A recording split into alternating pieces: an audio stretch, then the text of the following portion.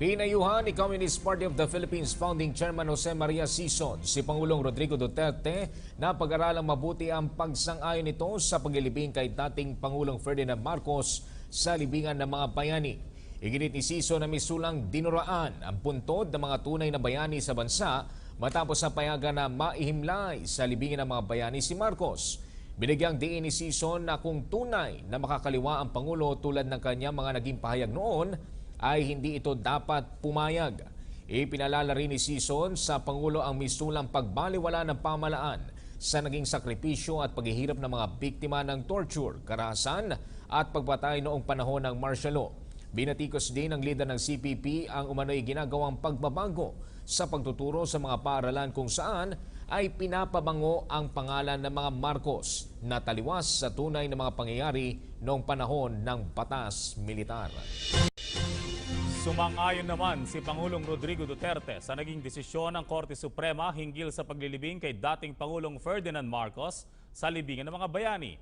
Anya, ito ay naaayon sa saligang batas na maaaring ilibing ang mga dating presidente at sundalo ng bansa. Nagbabalik si Waywaya Macalma.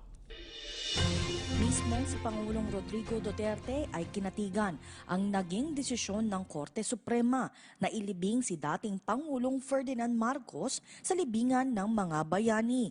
Ayon kay Pangulong Duterte, hindi nakasaad sa ating batas na bawal ilibing ang mga naging diktador ng ating bayan. Anya, hindi ito ibinase lamang sa emosyon bagkus. Ito ay naayon sa ating saligang batas na maaaring ilibing ang mga dating presidente at sundalo ng bayan. Stricto ho ako dito because yun ang nakuha ko sa tatay ko rin.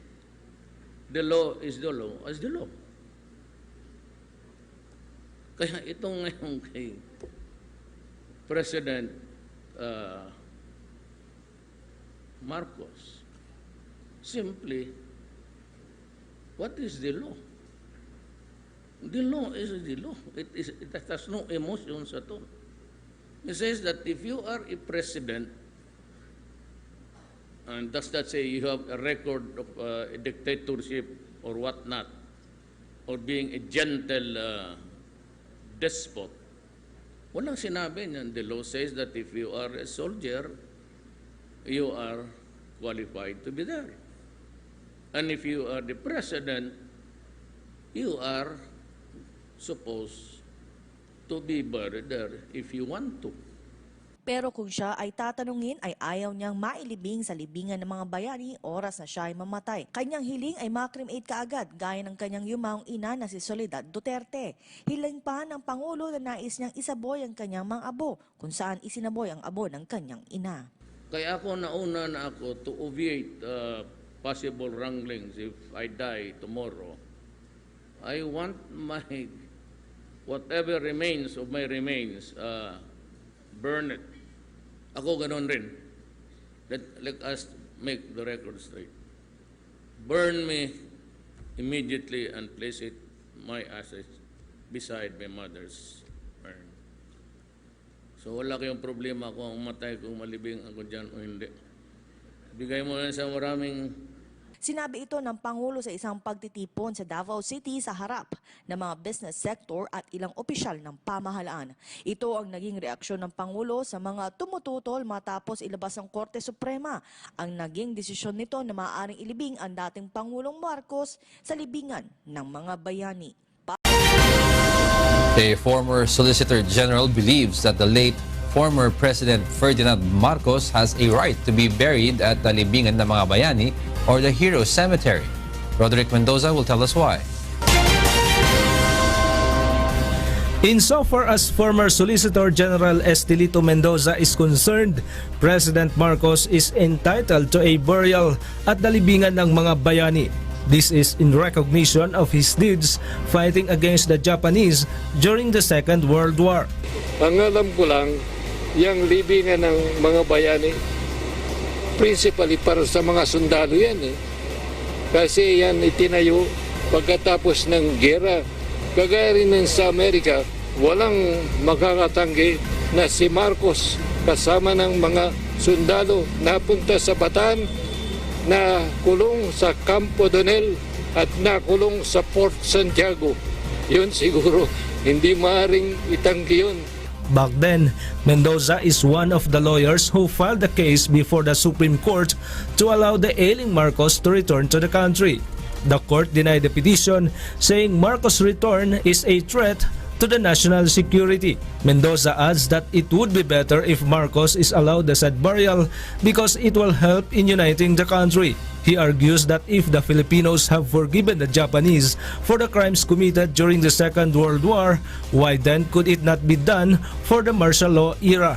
Itong mga nagre-reklamo, kung gusto nilang makalimutan na si Marcos, dapat ipalibing na nga. Tanong ko sa iyo, sino ang natatandaan mong nakalibing na presidente sa libingan ng bayani? Meron ka bang natatandaan?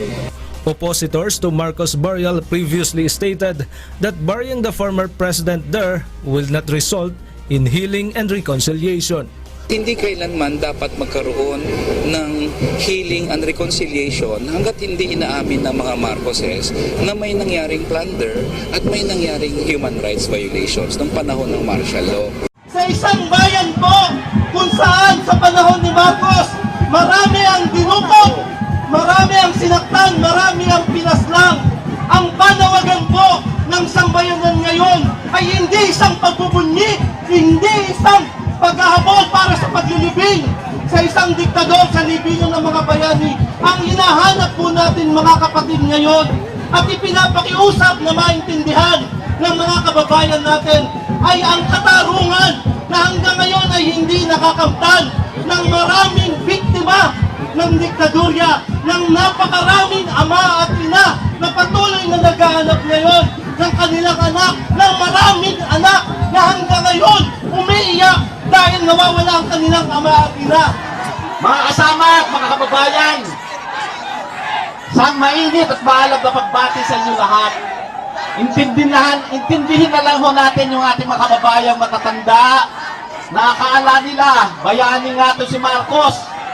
Pero isa ko sa kilusang paggawa na naging bahagi ng biktima nitong si Marcos. Kailanman hindi naging bayani para sa mga manggagawa at mamamayang Pilipino itong si Marcos, sapagkat marami siyang pinakulong, pinaaresto, hindi lamang sa hanay na kilusang paggawa, kundi sa marami nating mga kababayan na binulok sa bilungguan at tinorture at pinatay.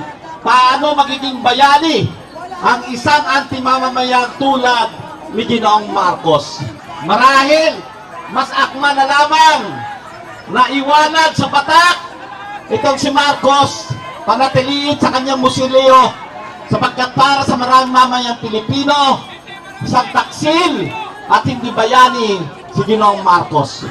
Yan po ang dahilan kung bakit nandito ang malaking bagdan ng ating mga kababayan upang tiyakin na hindi matiklarang bayani ng mamamayang Pilipino, upang hindi baliktarin ang mga kaganapan sa kasaysayan ng ating bayan na si Marcos ay tinuring na parang si Hitler, diktador at tuta ng imperialista Amerikano. Yan po ang tunay na kasaysayan at tunay na nangyari sa ating bayan noong panahon ng diktadurang Estados Unidos Marcos. Marcos is no hero. Marcos was a tyrant. Anumang parangal, hindi dapat bigyan. Paano ngayon ay ininibing at itatanghal na bayani ang isang pusakal na kaaway ng bayan? Anong mensahe itong ipinararating sa ating kabataan na sa Pilipinas, kahit sa kriminal, kung presidente naman, wait lang po! Wait lang po! Samahan mo ay purado sa pambansang sementeryo. Paano mag-move on kung hindi mo bigyan ang kasinungalingan, kung ipinagkakait yung katarungan sa bayang inapit pinagsamantalahan? Ilipin na batay? Oo naman! Tubong batak! Taong sa batak! Pero hindi kami papayag. Paglalaban namin na wag isama sa hukay ni Marcos ang mga aral, kasaysayan, ang katotohanan at dangal nitong ating inang bayan. Marcos is no hero!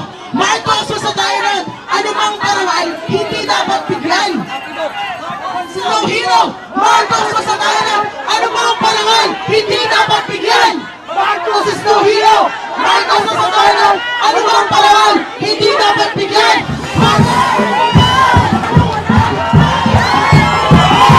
Marcos, Hitler, diktador, tuta! Marcos, Hitler, diktador, tuta! Marcos, Hitler, diktador!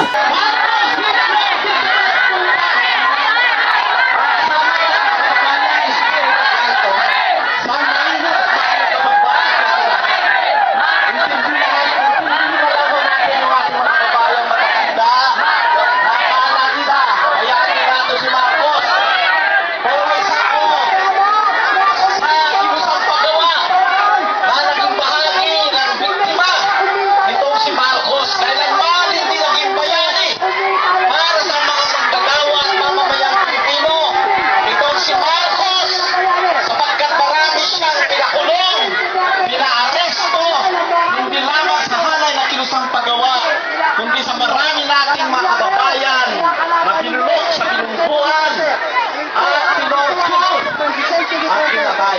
Paano magiging bayani at isa nating mamamayang tulad ni Ginoong Marcos? Marahil sa ating manalaman na iwanan sa bayan ito si Marcos at kainit sa kanyang musulong at sa mamamayang Pilipino sa tausil bayani si Ginoong Marcos.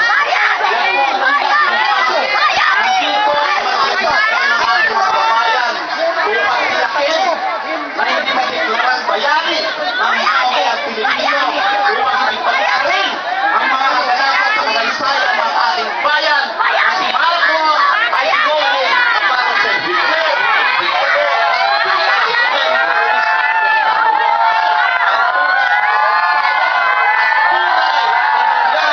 Sa ating bayan ng panahon ng diktadurang Estados Unidos Marcos. Kaya huwag po natin pagtitipan na gawin isang bayani at sa peking bayani. Hindi ito bayani ng mamayang Pilipino. Kaya ang palaman dapat maibig na tinatawag maibingan ng mga bayani na kung saan tunay na naglingkod para sa mamayan ng mga nakikilingan. At hindi ang isang tulad ng Marcos na kapilitan. Siya ay Pilipin, kalibigan ng mga bayani. Kaya nga po, ang nandito ngayon sa Korte Suprema, ang bisita ng kanilang direksyon, ang panawagan ng mas maraming mga mamamayan na dapat pinipigalan sa kasaluan at hindi dahil sa kalibigan ng mga bayani. Ito si Marcos. Hindi tunay na bayani at naninipigan kami sa kasaysayan sa ating hanay. Malinaw pa yung kasaysayan na kung saan may isang libo ng mga leader at mga organisador ang inaresto ni Marcos noong 1982 na kung saan kasama dyan si Patrick Hildebrand at si Ginoong Olalia na nakulong ng panahon. Kaya mga kasama ng kababayan, mahalaga ang ating pagkilos na ito upang i-rehistro hindi lamang sa ating bayan kundi sa daigdig malinaw na si Marcos ay isang diktador, Hitler at tuta.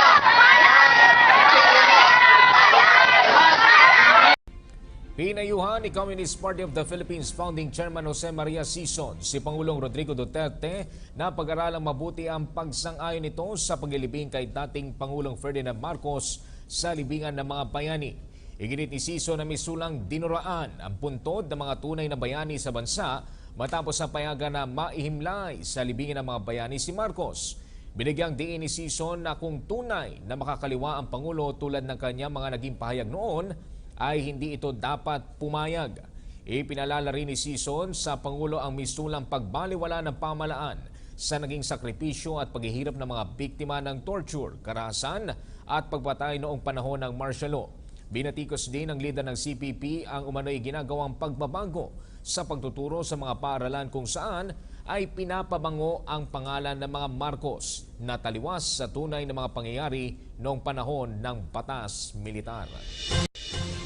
Sumang-ayon naman si Pangulong Rodrigo Duterte sa naging desisyon ng Korte Suprema hinggil sa paglilibing kay dating Pangulong Ferdinand Marcos sa libingan ng mga bayani. Anya, ito ay naaayon sa saligang batas na maaring ilibing ang mga dating presidente at sundalo ng bansa. Nagbabalik si Waywaya Macalma. Mismo si Pangulong Rodrigo Duterte ay kinatigan ang naging desisyon ng Korte Suprema na ilibing si dating Pangulong Ferdinand Marcos sa libingan ng mga bayani. Ayon kay Pangulong Duterte, hindi nakasaad sa ating batas na bawal ilibing ang mga naging diktador ng ating bayan. Anya, hindi ito ibinase lamang sa emosyon bagkus. Ito ay naayon sa ating saligang batas na maaaring ilibing ang mga dating presidente at sundalo ng bayan. Stricto ho ako dito because yun ang nakuha ko sa tatay ko. The law is the law as the law. Kaya itong ngayon kay President Marcos, simply, what is the law? The law is the law. It has no emotions at all. It says that if you are a president, and does that say you have a record of a dictatorship or whatnot, or being a gentle despot, walang sinabi niyan. The law says that if you are a soldier, you are qualified to be there. And if you are the president, you are supposed to be buried there if you want to. Pero kung siya ay tatanungin ay ayaw niyang mailibing sa libingan ng mga bayani oras na siya ay mamatay. Kanyang hiling ay makremate kaagad gaya ng kanyang yumaong ina na si Soledad Duterte. Hiling pa ng Pangulo na nais niyang isaboy ang kanyang mga abo kung saan isinaboy ang abo ng kanyang ina. Kaya ako nauna na ako to obviate possible wranglings if I die tomorrow. I want my whatever remains of my remains, burn it. Ako ganon rin. Let us make the record straight. Burn me immediately and place it, my ashes, beside my mother's urn. So wala kayong problema kung matay, kung malibing ako dyan o hindi. Bigay mo lang sa maraming.